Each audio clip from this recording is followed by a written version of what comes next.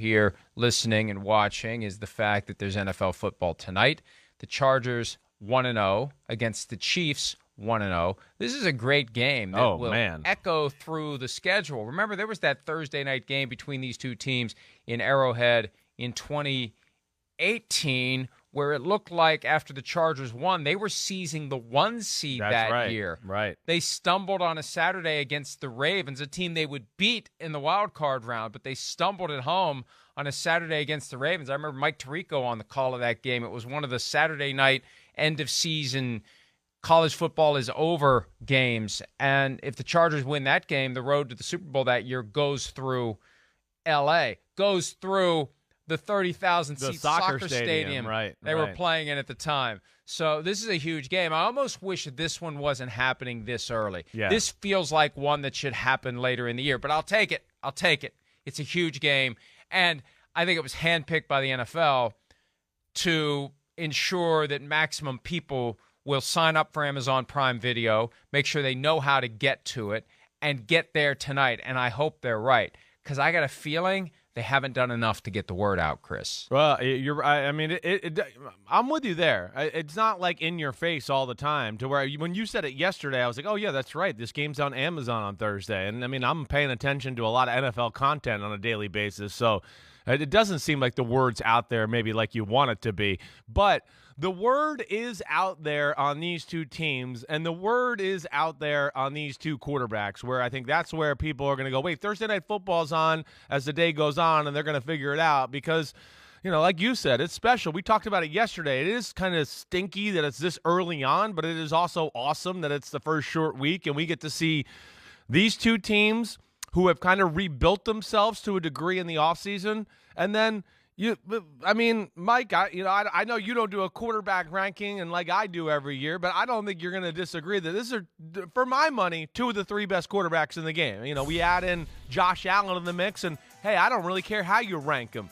You know, to me, it's Mahomes and Allen 1 and 2, and then Herbert is 3. And that's where I'm excited to watch. This is special football play. It's Patrick Mahomes, like the artiste, right? He can make all these crazy throws off his back foot. He's got a flair and just a style about him that's infectious and awesome. And then you got Justin Herbert, who, like, I want to call the machine. Like, he's in the pocket, and he stands there, and if you give him a little room, it's, I'm going to throw strikes and hit the bullseye every time. He's always in perfect form, like you see there, unless somebody's ripping his leg off, as we saw in that play there. But he's just absolutely remarkable throwing the football. And then when I say that as a machine, he can do this stuff right here. He is athletic. He can turn the corner and run for a 20-yard gain, but it's those throws that are Mahomes and Josh Allen-like right there, where you're just a laser down the middle of the field to Keenan Allen running a deep cross. This one setting up his feet, throwing another 30-yarder. You know, when you break him down, sometimes you watch the game, and it's like Mahomes where you just go, oh, my gosh. He made so many game-changing throws or game-changing plays, and you don't even give it credit anymore because we're just like kind of like expect it from these guys. And that's where it's going to be fun to see this go off. Mahomes has a chip on his shoulder. I think you agree with that. Herbert, I think, is quiet but wants to be the best quarterback in football, and that's where it makes this matchup awesome. Spread the ball around to a bunch of guys. He did. My goodness, I'm looking at this now. I know. 1, 2, 3, 4, 5, 6, 7, 8, 9 guys caught passes in week 1. The victory over the I started to say Los Angeles, then I started to say Oakland. Now I said it right, Las Vegas Raiders. Keenan Allen, you mentioned him. He is out for tonight's game with the hamstring injury. We played the sound from Coach Brandon Staley earlier this week. It was pretty clear that he's not coming back on a short week from a hamstring. There are degrees, but the hamstring takes time. 4 days, I don't care what the degree is. I don't care how mild it is. After 4 days, you're not going to be good to go. You're not going to be able to run full speed, so they're going to have to make do without him. But they did get it done. They still got it done. There are plenty of other guys that can make the catches, and Austin Eckler is available. I think the running game is important in this.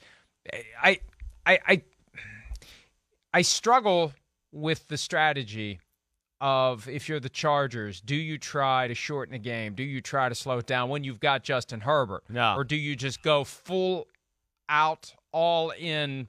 If it's 38-35, so be it. Yeah, I think that's the case. You go down swinging with your best player, and their best player is Justin Herbert, and I know you agree with that.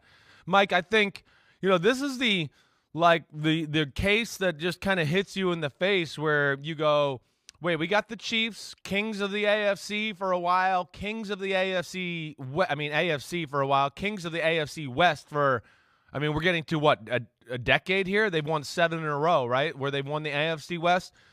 Here is your case of a team in the division slowly being built over the last few years to, we just got to beat the Chiefs. If we just hold ourselves to the Chiefs standard, we'll be in the elite of the AFC. And I think that's what's cool about this too. They, the last few years, to me, have built a team to just go, wait, we got to get pass rushers to contain this freaking 15 in red and white and all the magic he does. So, hey, we got Khalil Mack and Joey Bosa. That's awesome. And then, as you have always said, within that, you got to still be able to match them with points. Every now and then we've seen a team slow it down and do that. But for the most part, like when you play the Chiefs, it's like, the game's slow and they slow it down. But the Chiefs scored 31 still or 28 still. You're still going to have to put up points.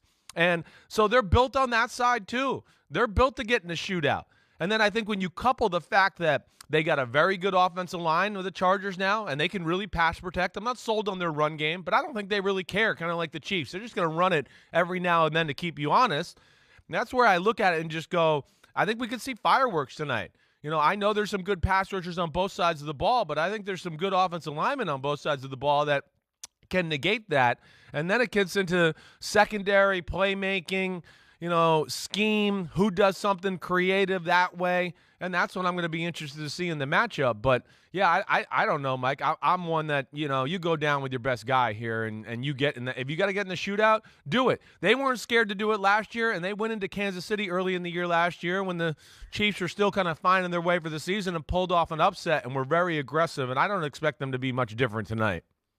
Well, and that's what they are under Coach Brandon Staley. They are aggressive, and there is a sense of urgency for the teams chasing the Chiefs to take their cuts and try to get them while they can. But last year, there was that sense the Chiefs were sleepwalking early in the year, and they were vulnerable, right. And they had regressed back, and then they found their rhythm and their groove again. And now, right out of the gates, they have the huge game against the Cardinals, and they seem like the team that they've consistently been since Patrick Mahomes became the starting quarterback. Hi, it's Mike Florio. Thanks for watching PFT on YouTube. Hit subscribe for the latest news and analysis from Pro Football Talk.